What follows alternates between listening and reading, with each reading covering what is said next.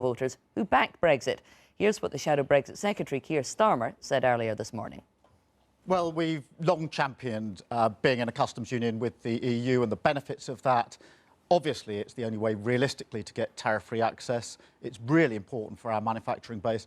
And nobody can answer the question how you keep your commitment to no hard border in Northern Ireland without a customs union. And we've always said that the benefits of the single market must be there in the final agreement. And that's a really important commitment because in the end, however you arrive at that, in whatever the instrument or agreement it is, the benefits have got to be there. Now, Labour is agreed on that end state. There's obviously an argument about how we get there.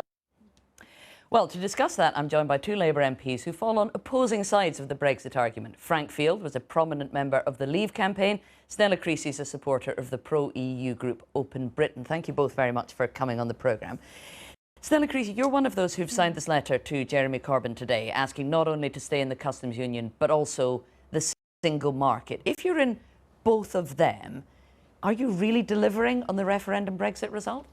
Well, there are lots of different combinations that still leave us leaving the European Union, but do what I think Labour people across this country, and that's why there's support from across the width and breadth of the country, across the width and breadth of the party for this letter, which is protect the jobs, protects the incomes. You know, we know that Brexit, of any of the models, I'm horrified to hear Ian blithely dismissing the idea that manufacturing might be at stake or that numbers don't matter. It's a massive hit on our economy if we leave the single market, if we leave the customs union. It's a massive hit to peace in Northern Ireland if we leave the customs union.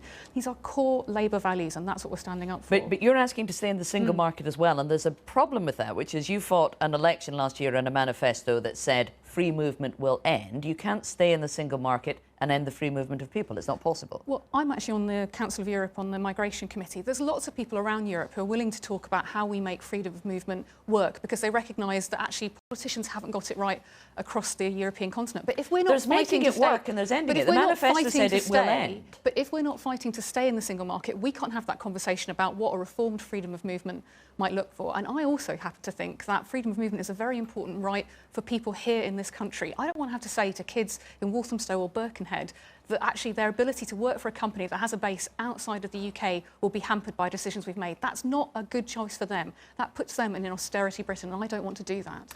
Frank Field, does this sound like a Brexit you could sell to any Leave voter? No, and you know perfectly well we can't sell it. And I'm obviously looking forward to what Jeremy says tomorrow because you've all hyped it up. But on every vote we've had on Europe before he became leader, Jeremy and I were in the same lobby opposing, deeply suspicious of this organisation, which is corrupt. It's never got its accounts ever audited. It's bankrupt. It actually. But whatever he says tomorrow, he won't be arguing to stay in the EU. He'll be arguing for the customs union. You can't say that of the customs union. Oh no. Please let me finish. It's deeply corrupt. It's bankrupt. It's destabilised Europe with all this pretense about it's brought peace. Look what we've done to the area around Russia, all of that. Now, given there's a number of states within Europe who depend on our contribution, we should actually be voting for a clear declaration. We want a free trade area and we have money. Now, what are you going to choose? I think we should take the gloves off in these negotiations and look at the real power structure here. They need our money, and for reasons which Stella's put forward, we need access to a free market arrangement. So what's your problem with Jeremy Corbyn saying that the Labour's policy will be clearly to stay in a customs union? Well, two things. One, it goes against what we said at the election. It goes against all the scare tactics during the campaign. All the major figures were saying, you know, if you vote here, you're leaving the customs union, you're actually leaving the free market. There was no question about what the referendum was deciding, and the politics of this is, are we going to be run by a London agenda?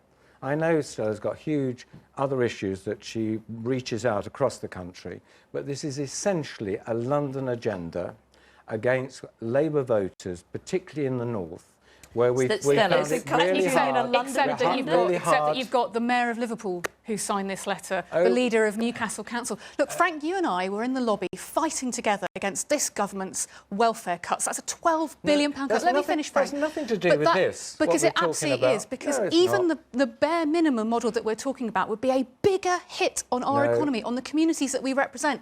How can we vote for austerity, Frank? That's what you're talking about doing. How can you do that to the voters, the people who work in the Vauxhall plants in the Wirral, who are desperately frightened they're about to lose their jobs? How can we do that to the people in Northern Ireland, Frank? Let me answer you, please. First of all, we've been through the courts. There is no problem about the Good Friday agreement being challenged by this at all. We've got time. I'm really happy to discuss. I think there are some significant problems with the Good Friday agreement with the customs union. No, it will remain, and that will be one of our requirements. But if we've got time, I'd love to discuss that with you. About the austerity, can I actually answer that? Yes, address that point. We're actually a net contributor. We will actually have money to actually be brought back. And while one or two people have signed, the odd mayor here and there, if you look at the parliamentary arithmetic, Mrs May almost hollowed out our vote in the north. Some of the seats were only kept by a handful of votes. These are seats which voted very, very clearly to leave. That's the act of faith. And I know there are problems about how do you give the electorate the sovereignty to decide an issue and then bring it back into a representative parliamentary system. But the vote was clear to leave, and the bill is about leaving and whether we support that or not. And if we don't support that, I think Labour voters will draw their own messages Frank, in the north. Please don't drive Boris's bus for the people of this community. You are, because what you're saying is that somehow we'll get money back. All the evidence shows us that any money you might get back will be dwarfed by what we will lose. Stella, let's talk numbers. You're talking about £8 billion coming back. Even the basic of staying in the European Union will stay at £16 billion. And with all the money that they... You can talk across me all you like, Frank, but the numbers are there and they're in the government's own analysis. And that's what we have to front up to the communities that we represent I'm not going to get on Boris's bike. I really hope you don't. Are you going to rat on the people's decision to leave? You're coming up with, you come up, Stella, with all these things. Oh, we'll stay in a customs union. We'll stay in a single market.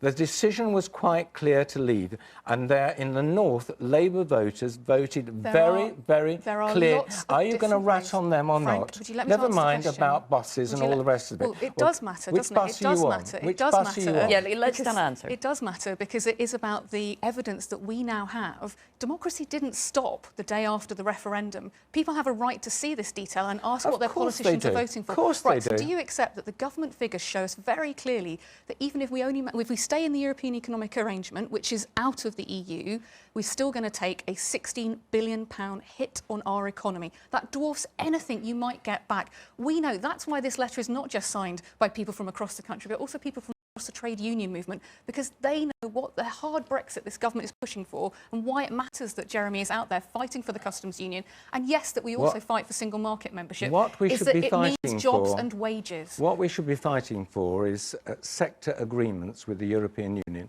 We want a free trade area. They've always actually opposed the activities of the city. There's no need to worry about the city. There is a need to worry about manufacturing, about cars and so on, and we will make special arrangements with them. But the issue is clear. Do we disguise the fact by pretending we've got to have a customs union or some other arrangement which counters what the clear declaration of Northern Labour voters actually said, and there's no evidence Stella, they've changed their side. A third of Labour voters did vote leave. You do risk them abandoning the party with a policy that stays in the customs union and the single market. This isn't about rerunning the referendum. This is about what kind of deal do we get, and is it in the best interests of Britain? And I believe that voters across this country have the right to know what is likely to happen and what the options are. There's politics in this as well. There is a danger, isn't there, in a third of Labour voters seeing something that they don't think represents what they voted for. But of course they have a right to every bit of information going. But the key thing we've had a referendum. We rarely use referendums for this very reason. They're very difficult to implement. The referendum decision was clear, and particularly clear in the north from Labour voters. No. Are we going to keep faith with them? I want to, because I actually voted to come out. I know it's harder for people who voted to actually stay in. Or are we going to dress up a retreat, but a deceit? There then becomes a that? complicated decision for you to make. We've been talking about the amendment put forward by Anna Soubry and others, that an amendment to the trade bill that will be voted on in a few months' time. But there's the potential there to defeat the government if Jeremy Corbyn comes out in favour of a customs union and whips his MPs to vote that way. If you had the opportunity to win a vote against the government, to potentially bring down Theresa May, would you vote with her to keep her in office or against her? That's not the actual choice, and you know That will be the choice on the day. We will actually have a decision. Do we continue to implement the referendum decision? I shall be voting for that. Even if that's voting to prop up the government and against the Labour whip? It's not propping up the government, it's about implementing a decision of the people. And you know perfectly, it's all hype. The government's got a majority on this. The idea that Anna Soubry is going to lead all these people into the Labour lobby is just fairy tales. But we will see on the night. The government will win comfortably in double figures on this issue. We'll have to leave it there. Frank Field, Stella Creasy, thanks very much for that.